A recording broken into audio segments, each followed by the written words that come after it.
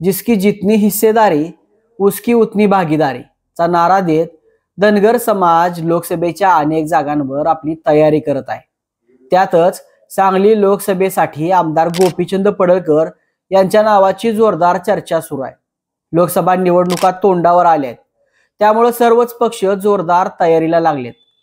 आपले आहे ते मतदारसंघ टिकवून ठेवणं आणि नव्या मतदारसंघात मुसंडी मारणं हे मोठं आव्हान पक्षासमोर आहे।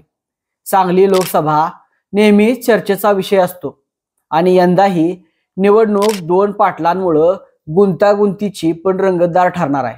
त्यातच जिसकी जितनी हिस्सेदारी उसकी उतनी भागीदारी म्हणत धनगर समाज ही लोकसभेच्या अनेक जागांवर आपली तयारी करत आहे। त्यातच आमदार गोपीचंद पडळकर यांच्या नावाची सांगली लोकसभेसाठी जोरदार चर्चा सुरू आहे। गेल्या निवडणुकीच्या वेळी त्यांना जवळपास 3 लाख मतं मिळाली होती। त्यामुळे आमदार पडळकर यांनी सांगली लोकसभा लढवावी अशी मागणी कार्यकर्ते करत आहेत। महाराष्ट्राच्या सत्ताकारणात धनगर समाज महत्त्वाचा मानला जातो। धनगर समाजाची एक वोट बँक मानली जाते। विविध राजकीय पक्ष ती आपल्याकडे वळवण्यासाठी प्रयत्नशील असतात। त्यातच सांगली जिल्ह्यातील धनगर समाज राजकीय दृष्ट्या अधिक जागृत आहे।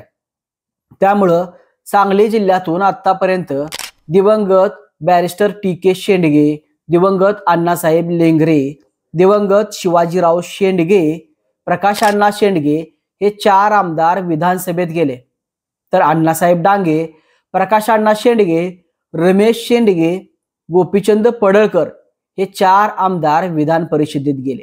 त्यापैकी प्रकाश अण्णा शेंडगे यांना दोन्ही सभागृहाचं सभासद होण्याची संधी मिळाली। त्यामुळे सांगली जिल्ह्यात धनगर समाजाचं चांगल्यापैकी राजकीय वर्चस्व आहे। सगळ्यात आधी जाणून घेऊया सांगलीतील राजकारण। सांगली लोकसभा एकेकाळी काँग्रेसचा बालेकिल्ला म्हणजे 1962 ते 2009 म्हणजे जवळपास 52 वर्ष या ठिकाणी काँग्रेसचे खासदार केंद्रात जायचे। पण 2014च्या मोदी लाटेत भाजपनं ही जागा मारली आणि काँग्रेसचा गड फोडला। 2014चा सामना हा भाजपच्या संजय काका पाटील आणि काँग्रेसचे प्रतीक बापू पाटलांमध्ये झाला। संजय काका पाटील हे राष्ट्रवादी सोडून लोकसभा निवडणुकीच्या अगदी महिनाभर आधी भाजपमध्ये आले होते। पक्षप्रवेश होताच त्यांनी लोकसभेची उमेदवारी मिळवली आणि ते खासदार म्हणून निवडून आले।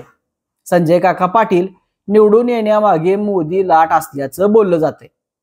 असंही म्हणलं जातं की सांगलीच्या मतदारांना विकास हवा होता। काँग्रेसच्या कारभारात जिल्ह्याचा विकास झाला नाही अशी चर्चाही होती। त्यामुळे तिथल्या जनतेनं भाजपला संधी दिली।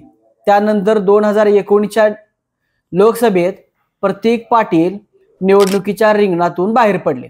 आता त्यावेळी विशाल पाटलांसारखा तरुण आक्रमक चेहरा समोर आला। विशाल पाटलांना मानणारा वर्ग देखील सांगलीत मोठा आहे।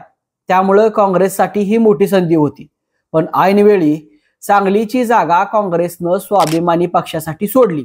त्यामुळे विशाल पाटलांना स्वाभिमानीच्या नावावर निवडणूक लढवावी लागली। वंचितनं गोपीचंद पडळकर यांना संधी दिली। वंचित आणि स्वाभिमानी संघटना वेगवेगळ्या लढल्या, याचा फायदा भाजपला झाल्याचं सांगितलं जात आहे। काँग्रेसचे असलेले परंतु स्वाभिमानी शेतकरी संघटनेतून लढलेले विशाल पाटील यांना 3,44,643 तर गोपीचंद पडळकरांना 3,02,34 मतं मिळाली होती। भाजपचे खासदार संजय काका पाटील यांनी 5,08,995 मतं मिळवत दुसऱ्यांदा लोकसभा निवडणूक जिंकली। आता यावेळी धनगर समाजातून आमदार पडळकर यांच्या नावाची चर्चा का होतीये ती पाहूया। आमदार पडळकर यांचं गाव सांगली जिल्ह्यातील आटपाडी तालुक्यातील झरेजवळील पडळकरवाडी। गोपीचंद पडळकर यांनी राजकारणाची सुरुवात राष्ट्रीय समाज पक्षातून केली। ते 2007 साली पासून 2013 पर्यंत राष्ट्रीय समाज पक्षाचे जिल्हाध्यक्ष होते सांगलीचे। त्यानंतर विनोद तावडे, चंद्रकांत पाटील यांच्या नेतृत्वाखाली भाजपमध्ये गेले। 2019च्या विधानसभा निवडणुकीत प्रकाश आंबेडकर यांच्या वंचित आघाडीत प्रवेश करत सांगली लोकसभेची निवडणूक लढवली।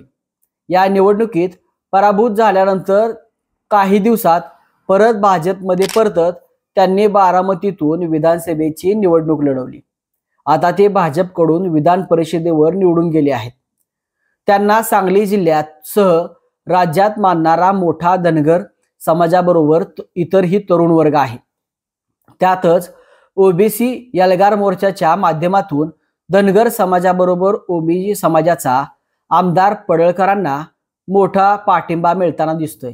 त्यामुळं आमदार गोपीचंद पडळकर हे सहज सांगली जिंकू शकतात असं कार्यकर्त्यांना वाटतंय।